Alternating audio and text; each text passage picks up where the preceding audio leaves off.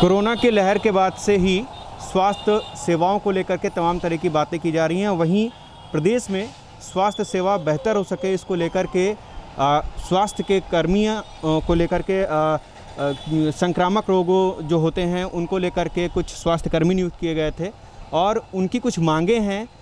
क्या कुछ मांगे हैं, क्या कुछ बात है, हम इनसे बात करके जानकारी हासिल करने की कोशिश करेंगे। भाई साहब, MPW क्या फुल फॉर्म है इसका, क्या मांगे हैं, आप जरा आसान शब्दों में थोड़ा बताएं। ये मल्टीपर्पज़ वर्कर होता है, बहुउद्देशीय स्वास्थ्य कार्यकर्ता। ये कार्यकर्ता ग्रामीण क्षेत्रों में संक्रामक बीमारियों को रोकथाम का काम करते हैं और 2011-12 में ये हम लोगों का चयन किया गया था ग्रामीण क्षेत्रों में संक्रामक बीमारियों के नियंत्रण के लिए। भारत सरकार के मेमोरेंडम पे हम लोगों का चयन किया गया था और उसमें ये कहा गया था कि ये परियोजना 3 साल की है। राज्य सरकारों को सुझाव दिया गया था कि 3 साल के बाद आप अपने यहाँ रिक्त पदों पर अथवा पदों का सृजन करके भी इन कर्मचारियों को कंटिन्यू करेंगे। आज की तारीख में ये पद भारत सरकार की योजना हेल्थ एंड वेलनेस सेंटर में परिवर्तित हो गए हैं। 11,493 पद आज की तारीख में उत्तर प्रदेश के अंदर उपलब्ध हैं, जिनका पैसा आ रहा है और वापस चला जा रहा है। उसका कारण एकमात्र यही है कि इन उपकेंद्रों के ऊपर प्रशिक्षित कार्यकर्ता होना चाहिए। प्रशिक्षण देने की जो इकाई है वो महानिदेशालय परिवार कल्याण ही है। इसके अलावा निजी क्षेत्रों में ये प्रशिक्षण नहीं होता है। ये बताइए, इस प्रशिक्षण को लेकर के क्या आप लोगों को कुछ प्रैक्टिस करने के लिए कुछ समय सीमा दी गई थी कि जिससे कि आप कम से कम एक प्रैक्टिस पे आ जाएं, कुछ ऐसा कुछ किया गया था क्या? नहीं, वास्तव में हम लोग जो संक्रामक रोगों के लिए लगाए गए थे, जो हम जितने समय 3 वर्षों तक हमारे लोगों ने कंटिन्यू वर्क किया, माननीय उच्च न्यायालय के आदेश में भी काम किया, महानिदेशालय परिवार कल्याण ने भी अपनी रिपोर्ट शासन को दी है कि 2018 तक ये लोग कार्यरत थे। वस्तुतः देखा जाए कि ग्रामीण क्षेत्रों में ज़मीन पे हम लोगों ने जो काम किया वही हमारी ट्रेनिंग थी, असली वही कार्य है। केवल प्रशिक्षण का एक सर्टिफिकेट पाना मात्र है। सरकार चाहे तो इसको ब्रिज कोर्स मान करके या हमारे काम को ही मान करके हमको इन हेल्थ एंड वेलनेस सेंटरों के ऊपर नियुक्त कर सकती है।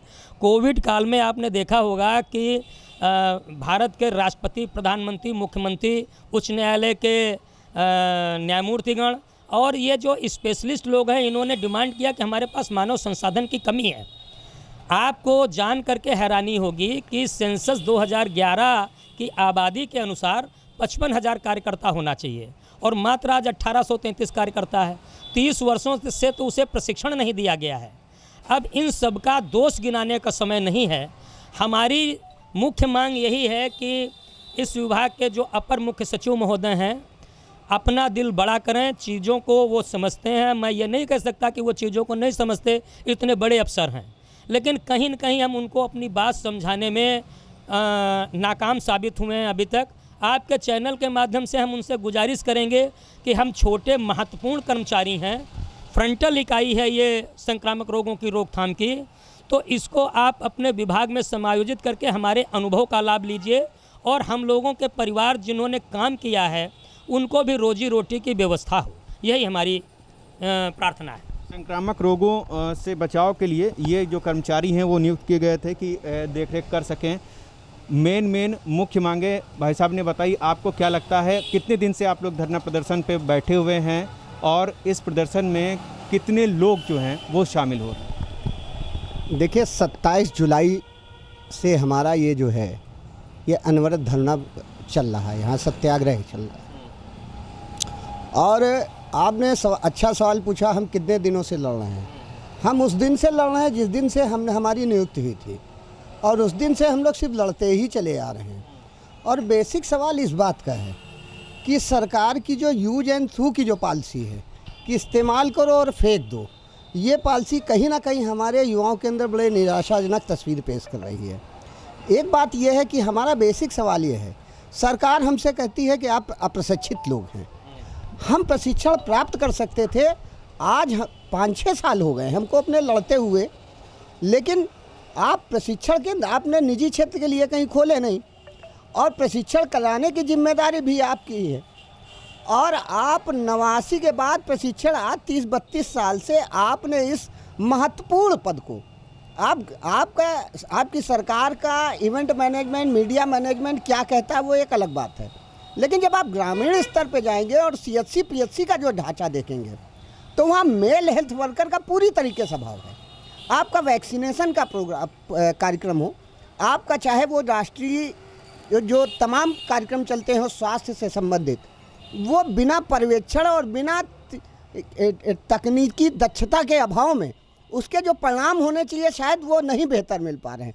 जैसा कि बताया गया कि हम लोग उपकेंद्रों पे काम करते थे और 5000 की आबादी पर एक MPW स्वास्थ्य कार्यकर्ता पुरुष और स्वास्थ्य कार्यकर्ता महिला, ये हमारी गाइडलाइन लता सिंह सचिव थी उनकी जियो के अनुसार। ये बताइए महिलाएं भी हैं इसमें, कितनी महिलाएं होंगी? देखिए हमारा जो पद है, हमारा पद ही का नाम है स्वास्थ्य कार्यकर्ता पुरुष, और सरकार एक बड़ी खूबसूरत साजिश रच रही है कि इस पद को समाप्त करने का ही कुचक्र रच रही है।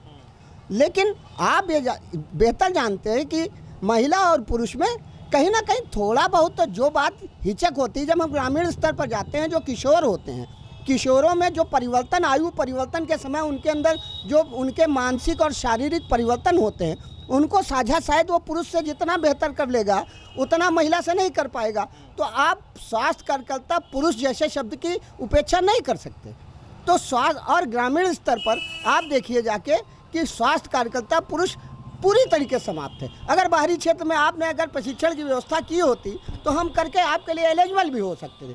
दूसरा सवाल ये है कि आप कहते हैं कि आप प्रॉपर आपका फेयर सिलेक्शन हो। आप जिस समय हमारे साथियों की, आज हम 40 जिलों में हमारी नियुक्ति थी, 3575 हमारा साथी कार्य कर रहा था। 18 में जब आप अपने विभाग से निचले हमारे जिले से आप रिपोर्ट मंगाते हैं, आज की तारीख में भी हम लगभग 3550 के अल्ले पल्ले काम कर रहे हैं।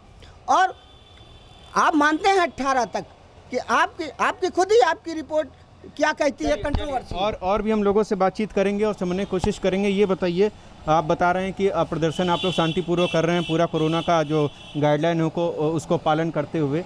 कहीं ना कहीं कोरोना के समय में भी आपकी जो अहमियत है वो क्या सरकार को समझ में उस समय आई हो, इस समय क्या उसको भूलती जा रही है? क्या मतलब अहमियत आपकी भूल गई है? आपका नज़रिया क्या है, क्या लगता है? जहाँ तक देखा जाए तो सरकार हमें इस हिसाब से देखा जाए कि सरकार भी हमें चाह रही है कि हम लोग तो काम तो कर नहीं रही समय, हम लोग बाहर भी हैं, जो बाहर हैं तो सरकार उनका जो क्षेत्र में कोरोना ये सब फैल रहा है, हमारे वजह से हम होते तो हो सकता था कंट्रोल ज़्यादा अच्छा होता। लेकिन सरकार विचाराधीन में मालूम नहीं कैसे क्या मैटर। आप लोगों की जो मांगे हैं उसको लेकर के अब कहीं ना कहीं सरकार जो है लापरवाही कर रही है। ये बताइए, आप कहाँ से आए हैं? जी उन्नाव से आए हैं अपने परिवार को छोड़ करके? जी। कब से बैठे हुए हैं? हम लोग 27 तारीख से लगातार धरने पे बैठे हुए हैं। 27 तारीख से? जी। तो परिवार वालों को भी आपको इसमें दिक्कतें होती होंगी? क्योंकि परिवार वालों को दिक्कतें तो होती होंगी, परिवार की उम्मीद भी हमसे ही है, क्योंकि हमारे जब हम अच्छी जगह पहुंच जाएंगे तो परिवार को तभी रोजी रोटी की व्यवस्था हो पाएगी। हम आज संघर्ष अपने से ज़्यादा परिवार के लिए कर रहे हैं, क्योंकि अगर कल हम सुरक्षित हो जाएंगे तो परिवार हमारा पहले सुरक्षित हो जाएगा। ये बताइए भैया, आप कहाँ से आए हैं? हम फतेहपुर डिस्ट्रिक्ट। फतेहपुर से आए हैं जी। तो और भी लोग क्या आए हुए थे या कुछ आप लोग ने ऐसा किया है कि कुछ, क्योंकि जिस हिसाब से पद बता रहे हैं उस हिसाब से यहाँ पर ज़्यादा लोग एकत्रित होने चाहिए थे? जी सर, हम भी फतेहपुर से काफ़ी लड़के थे, लेकिन सरकार ने ये कहा कि पूरे लड़के कोरोना काल में यहाँ पे नहीं रुक सकते, 10-10 लोग करके या 15-15 लोग करके धरना दे सकते हैं। अच्छा, मतलब इसलिए आप लोग एक सीमित अपनी संख्या में आप अपना धरना दे रहे हैं? हाँ। अच्छा, तो और भी लोग हैं, इनसे भी बातचीत करेंगे हम। ये बताइए, MPW के आप कार्यकर्ता हैं, आपका क्या कहना है? जिस तरह से भाई साहब ने बताया, कहीं ना कहीं आपके साथ एक जो सरकार का जो रवैया रहा है वो एक आपको लोग को संतुष्ट नहीं है? आप लोग इससे बिल्कुल संतुष्ट नहीं, इसलिए संतुष्ट नहीं है कि हम लोग यहाँ से, मैं फतेहपुर डिस्ट्रिक्ट से हूँ और हम लोग यहाँ 27 तारीख से बैठे हुए हैं। और अगर सरकार ये कह रही है कि हमें जो है ट्रेनिंग शुदा होते तो हम ले लेते, तो हम लोग मांग यही कर रहे हैं कि हमें ट्रेनिंग करा दी जाए। हम लोग नौकरी नहीं मांग रहे, हम लोग ट्रेनिंग मांग रहे हैं। तो ट्रेनिंग कराई गई थी ना, बता रहे थे कुछ दिन की हुई थी, जबकि यहाँ पे प्रशिक्षण 1 साल का है। 10 दिन के क्या अपने आप से कराए थे कि सरकार नहीं, उनका ही प्राविधान था, उन्होंने 10 दिन के लिए कराया, जबकि जो है 1 साल की ट्रेनिंग होनी चाहिए। वही वो लोग मांग रहे हैं कि 1 साल की ट्रेनिंग हो, तो हम लोग यही मांग कर रहे हैं कि वो ट्रेनिंग जो 10 दिन की अधूरी कराई थी वो हमारी पूरी कर दो। आज की स्थिति ये है कि मेरी उम्र 32 साल हो रही, मेरे बच्चे बड़े हो गए हैं और सब ये स्थिति पे है कि उनको पढ़ाना भी है, घर का खर्च चलाना है। स्थिति इतनी गंभीर है, ये समझिए कि 7 साल हो गया हम लोगों को लड़ते हुए। क्या हम लोग लड़ते ही रहेंगे? रोजगार नहीं मिलेगा? क्या हम लोग अपात्र हैं? यही जवाब हम लोग एसीएस महोदय से चाहते हैं और वो हम लोगों से मीटिंग नहीं करना चाह रहे हैं। आज यही दुख हमारे परिवार को भी है और हमें भी है। इसी पीड़ा को लिए हम 27 तारीख से यहाँ बैठे हुए हैं। तो देख सकते हैं, एक रोज़गार की भी जो बात की जाती है, कहीं ना कहीं लोगों का उम्र भी निकलता जा रहा है और इस आस में भी आप लोग के साथ कहीं ना कहीं डर का माहौल है कि अगर ये जो पद, जितना आपने मेहनत किया, जितना आपने समय दिया, अगर ये भी निकल गया हाथ से तो आपके पास कोई ऑप्शन नहीं बचेगा। क्या प्राइवेट सेक्टर में भी ऑप्शन नहीं बचेगा क्या? अब सरकार ने जब हम लोग को 2012-13 में भर्ती किया था, तब से आज की उम्र हम लोग की 23-24 साल रही होगी। 10 साल हो गया, आज की डेट में हम लोग 35-36 साल के हो रहे हैं। अब ऐसा कोई वैकेंसी नहीं बची जिससे कि हम आगे किसी नौकरी या उसमें व्यवसाय कर सकें। आज हम लोग का परिवार और सब जो दोस्त यार है यही कहते हैं नौकरी के चक्कर में कि यार तुमको अच्छा सरकार निकाल दिया। सरकार आपके चैनल के माध्यम से सिखा दें, बता दें, युवा अगर भड़क गया, रोडों पे आ गया, उतर गया तो सरकार के लिए भारी पड़ेगा। जो हमारे अध्यक्ष जी हैं, जो हमारे लोगों के प्रतिनिधि हैं, उनसे वार्ता करके अपनी जो बात को समझें और रखें, उसका निस्तारण करें। मतलब आपका कहना है कि आप लोग जब तक आप सह पा रहे हैं, शांतिपूर्वक आप प्रदर्शन कर रहे हैं, जब सहन के बाहर हो जाएगा तो कहीं ना कहीं ये माहौल जो है रौद्र रूप ले सकता है। जी सर, जी ऐसा है कि जितने मतलब हमारे कर्मचारी हैं तो उनका यही मानना है कि जब तक हम शांतिपूर्वक कर रहे हैं तो कर रहे हैं, लेकिन नहीं, सरकार हमारी नहीं मतलब सुन रही है तो उसके मतलब कुछ ना कुछ तो कार्रवाई कुछ ना भैया लगता है आपको? अब जी सर, सुनवाई होगी तो कहीं ना कहीं मामला और जी सर, हम आज जब तक हम लोगों से बर्दाश्त हो रहा है और जब तक हम चाहते हैं, हम जब हमें जैसा लगता है कि कभी डीजी साहब बुलाते हैं बात करने के लिए कि हम वार्ता करा देंगे, या पुलिस अधिकारियों के माध्यम से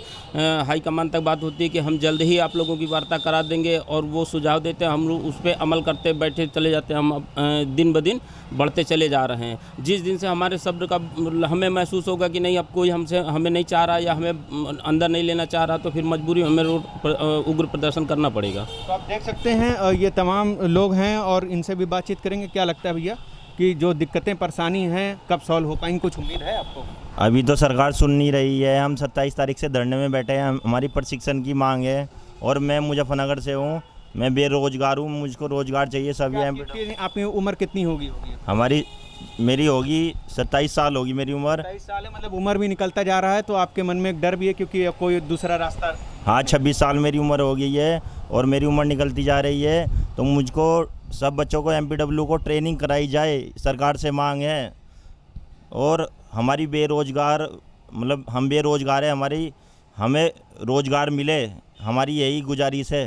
कुछ सर्टिफिकेट वगैरह दिया गया आप लोग को कुछ इसका? हाँ, सर्टिफिकेट दिया गया था 10 दिन का। अच्छा, तो अंत में आप क्या कहना चाहेंगे? ओवरऑल जो प्रदर्शन है अब आप लोग का कहीं ना कहीं जिस तरह से बता रहे हैं कि अगर सुनवाई आगे नहीं होती है, लापरवाही होती है, सरकार की तरफ आपका ध्यान नहीं जाता है, तो उसको लेकर के अगला कदम क्या होगा?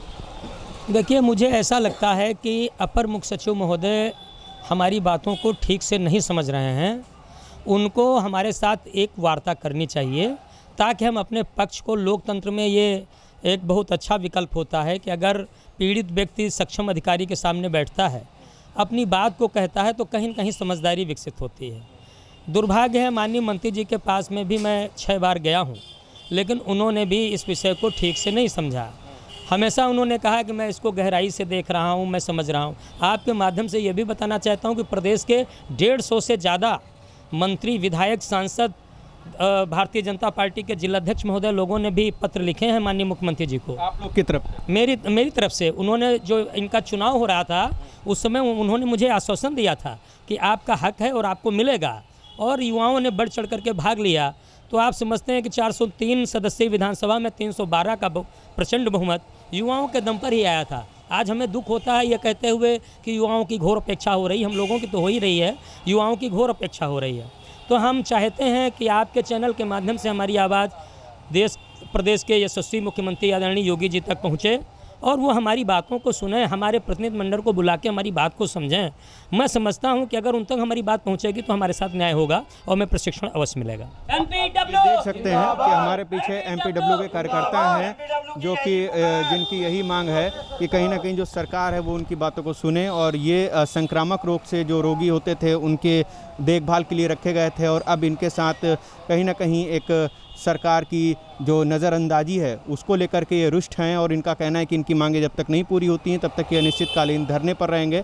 बहरहाल ताज़ा तरीन अपडेट हम आप तक पहुंचाते रहेंगे। मैं कैमरा पर्सन अभय के साथ अभिषेक सिंह, जेएमडी खबर, लखनऊ।